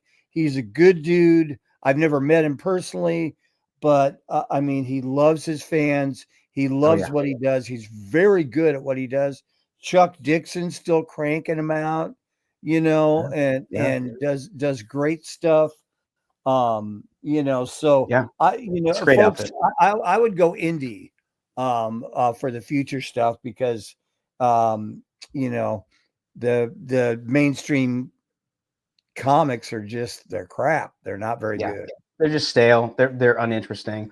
All the action, all of the excitement is in indie comics right now. It's a lot of fun, and it's not the first time that's happened where indie has been, I think, in a lot of ways outperforming from standpoint of art and storytelling. So it's a good time to be a customer checking out indie comics. Check out Rippaverse, pick up Bloodruth, and the other titles they have there, like Isom and Alpha Core. There's great stuff there. Yaira. So I think there's something for everybody, and that's kind of, I think, what Eric was trying to do with Bloodruth was create a horror genre, because there's a huge appetite for that, especially when you look at the amount of horror films that are being produced right now. There's a lot. There's more horror films being produced than any other genre right now. So, and I would still encourage Eric, if you want to, I've dropped a bug in his ear. Again, I don't know him personally, but his animated previews are really, really good. And I think something like that, I would watch that before I'd watch Invincible, or something like that. I watched second season of Invincible. It was just too much. I think his intention is to do more animation. So, and I think that's a natural way to, capture more customers, because those animations are nice marketing. It pushes and pulls. I mean, if you watch the animation, even if it's short or if it's a full episode, it's going to push you to the books and vice versa. So it's, capitalizing on video, having, being able to retweet that stuff, along with a link to the book. It's huge. It's brilliant. It's great stuff. So what does your future look like? You got any projects you want to put out there? I'm wrapping up a book called Superhero Fatigue right now. That's your boy Zach, Comics Matter, on YouTube. It's Chuck Dixon and Sergio Cariello and I, and it's very funny. It's very Jim Rockford. If you like the Rockford Files, you'll really like this. It's satire. It's funny. It pokes fun at superheroes. And that is on Indiegogo right now, so you can still pre-order that. And I'm going to be wrapping that. I'm just in the final stages of wrapping up the colors on that, so I'll wrap that up this month, and then just looking to do more for Rippaverse in 2025 at this point. And then my own projects, which I'm still working on, but hoping to get that cooking, and then I can tell you all about it.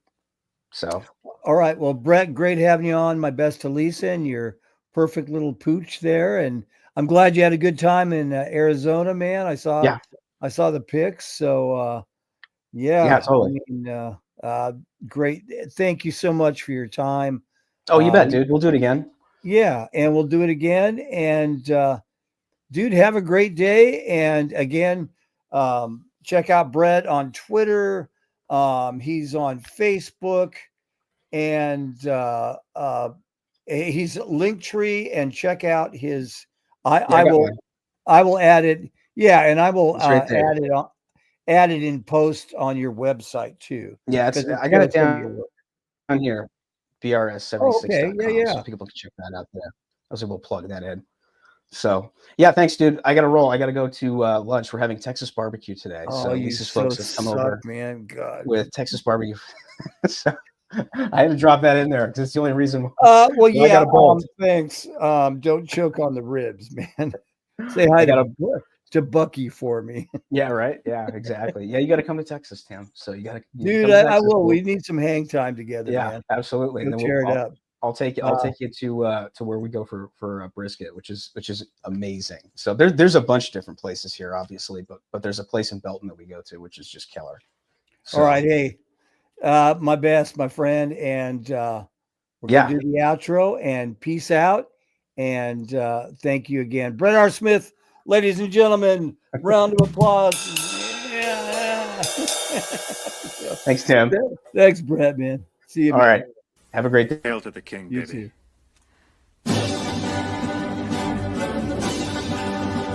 What the hell are you two doing? That's called rocking out. You wouldn't understand, Dad. You're not with it. I used to be with it, but then they changed what it was. Now what I'm with isn't it, and what's it seems weird and scary to me. It'll happen to you. And this is Dr. Gonzo for all you baby boomers. Hey, like and subscribe to the channel, and we'll see you right around the corner. Hi, my favourite DJ, Dr Gonzo, is on the air right now. Dr Gonzo is live Monday through Friday, 5 AM Eastern Standard Time to 10 AM Eastern Standard Time. The doctor knows what you need. The true classic hits of the 60s, 70s and 80s. So tune in to GonzoRadioPequot.com 24/7. Buy the ticket and take the ride, because that's just what the doctor ordered. Tune in worldwide on the internet of Spotify.